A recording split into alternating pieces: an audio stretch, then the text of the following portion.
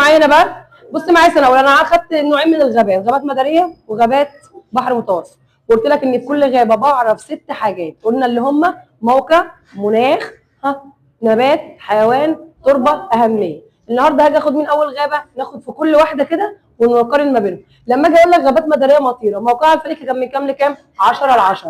طب الجغرافي قلت موجوده في 3 اماكن يا ادهم، اللي هم في النص حوض الكونغو، في الغرب ساحل غانا، في الشرق شرق مدغشقر. طب تعالي اقلبي الموقع هناك، الموقع هناك في البحر المتوسط كان من كام لكام الفلكي؟ 30 ل 45. طب موجوده فين؟ قلت الساحل الشمالي الغربي للبحر المتوسط، اقصى جنوب القاره عند منطقه الكاب. وقلت ركز لما يجي يقول لك بتنتشر غابات البحر المتوسط نحو السواحل ايه؟ اقول له الغربيه مش الشماليه. في مشكله كده؟ طب تعالى ناخد هنا مين؟ المناخ. المناخ في المداريه قلت مجنون، حر طول العام، ممطر طول العام. وقلت لك عشان افسرها هنا اعرف 4 حاجات: ارتفاع الحراره، ارتفاع الرطوبه، انخفاض مدى حراري سنوي، وانخفاض الضغط الجوي. طب لما نيجي هنا نتكلم عن المناخ، المناخ بتاع البحر المتوسط شبه مناخ مين يا ياسين؟ مصر عندي، اللي هو ايه؟ حار جاف صيفا، معتدل ممطر شتاء. في مشكله كده؟ طب نيجي للنبات، النبات بتاع المداريه قلت عامل ازاي؟ اشجارها كثيفه متشابكه لدرجه ان الضوء ما بيوصلش لفين؟ الارض، فبتتسلق النباتات. طب الناحيه الثانيه اشجارها كثيفه؟ لا، اشجارها دائمه الخضر. طب ما تديني امثله على الغابات المداريه؟ قلت زي مين يا نبيل؟ قلت المطاط، كاكاو، مهوجني، موز، ابانوس، ومانجو. طب تعالى يا احمد في النباتات اللي هنا زي مين؟ ارز صنوبر، فلوط فلين، ارز صنوبر، فلوط فلين. طب نيجي للحيوان، الحيوانات اللي هتعيش هنا مفترسه شويه زي مين؟ نمور، قرداء، افاعي، تماسيح. تاني، نمور، قرداء، افاعي، تماسيح من الحيوانات. اما النمل الابيض من الحشرات. طب اقلبي على الحيوانات اللي هي موجوده في الغابات المداريه، قلت عامله ازاي؟ معاذ، اغنام، ثعالب، طيور وذئاب وقوارض. تاني، معاذ، اغنام، ثعالب، طيور وذئاب وقوارض. وقلت الطيور زي مين؟ النورس. طب القوارض زي مين؟ سناجب وفئران. تمام كده؟ طب نيجي لتربه المداريه، كان لونها احمر بسبب ايه؟ اكاسيد الحديد.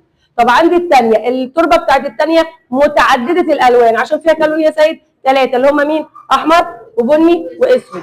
ركز هنا، ما دام قلت لك متعدده الالوان يبقى تعدد مكوناتها العضويه والمعدنيه. يبقى لما اجي اقول السؤالين اعكس، يعني ما النتيجه على تعدد الوانها؟ تعدد مكوناتها العضويه والمعدنيه. طب بما تفسر ليه مكوناتها العضويه والمعدنيه متنوعه ومتعدده؟ بسبب انها فيها كام لون؟ 3، احمر وبني واسود. في مشكله كده؟ طب تعالي اللي بعدها بقى اخر حاجه. قلت عندي في اهميه كل واحده من الغابات عندي 3 اهميه، اللي هم قلت عندي اقتصاديه وسياحيه وبيئيه. تاني عندي كام اهميه؟ 3، اقتصاديه وسياحيه وبيئيه. قلت في الاقتصاديه دايما يا سنه اولى ابتدائها بكلمه مصدر عشان ما انساش. طب في الغابات المداريه هبداها بكلمه مصدر. مصدر لايه؟ افتكرهم كده ب4 حاجات. ايه هم؟ اول حاجه مصدر لمين؟ للغذاء. تاني حاجه المواد الخام زي اخشاب، مطاط، ادويه. تاني، اخشاب، مطاط، ادويه. يبقى خدت كام حاجه في المصدر؟ 4. مصدر للغذاء والمطاط والاخشاب والادويه. برافو. طب تعالى اقلبي في الثانيه، الاهميه الاقتصاديه بتاعتها تبقى ايه؟ مصدر برضه. اول ما يقول لك اقتصاديه ابدا بكلمه مصدر. مصدر هنا لمين في البحر المتوسط؟ برضه الغذاء. هاخد منها مين؟ الليتين والزيتون وموالح. طيب ده اللي انا هاكله. طب مصدر ايه تاني؟ للنباتات العطريه وبربي عليها معز ومين؟ واغنام. يبقى تاني مصدر لكام حاجه؟ 3. مصدر للغذاء زي التين والموالح، مصدر للنباتات العطريه يربى عليها معز واغنام. طب قلت لك السياحيه والبيئيه عشان ما تلخبطش ثبتهم في الاثنين. يقول لي اي غابه اهميتها السياحيه، اقول له جذب السياح والاستجمام والصيد. طب يقول لي بيئيه، اقول له انها بتنقي الهواء منين؟ من الكربون وبتحافظ على نظافه البيئه. في مشكله حد كده؟ زي الفل. عندي الغابات المداريه المطيره موجوده في كام مكان على الخريطه؟ 3. بص معايا، في النص حوض الكونغو، في الغرب ساحل غانا، في الشرق شرق مدغشقر. نقولها تاني، في النص حوض الكونغو، في الغرب ساحل غانا، في الشرق شرق مدغشقر. طب تعالى في البحر المتوسط موجوده في كام مكانين؟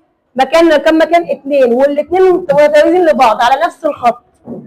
قلت فوق الساحل الغربي للبحر المتوسط. تاني، ساحل شمالي غربي للبحر المتوسط، اقصى جنوب القاره عند منطقه الكاب.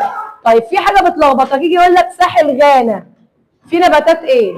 هي نباتات المداريه. منطقه الكاب فيها نباتات ايه؟ هي نباتات البحر المتوسط. خد المنطقه وشوفها تبع انهي غابه. تمام كده؟